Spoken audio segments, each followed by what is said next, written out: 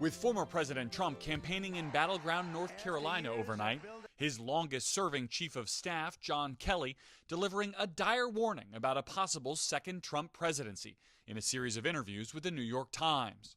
When asked whether he thinks Mr. Trump is a fascist, he's certainly an authoritarian,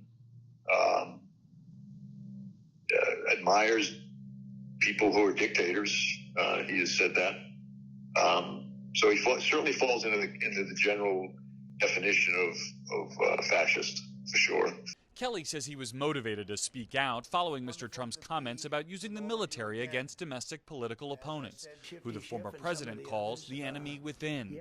They are, to me, the enemy from within. Even to say it for political purposes to get elected, I think it's a very, very bad thing, let alone actually doing it. Kelly also discussing Trump's relationship with veterans, confirming that Trump has called those who died on the battlefield, quote, losers and suckers, and saying the former president did not want to be seen with amputees. His not wanting to be seen with amputees that lost their limbs in defense of this country. That's an interesting perspective for the commander-in-chief to have.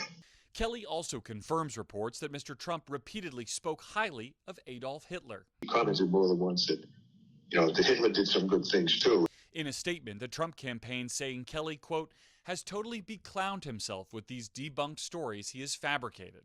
According to a recent report from The Atlantic, not confirmed by NBC News, Mr. Trump made other comments about Hitler during a private conversation in the White House, according to two people who heard him at the time, saying, quote, I need the kind of generals that Hitler had, people who were totally loyal to him, that follow orders.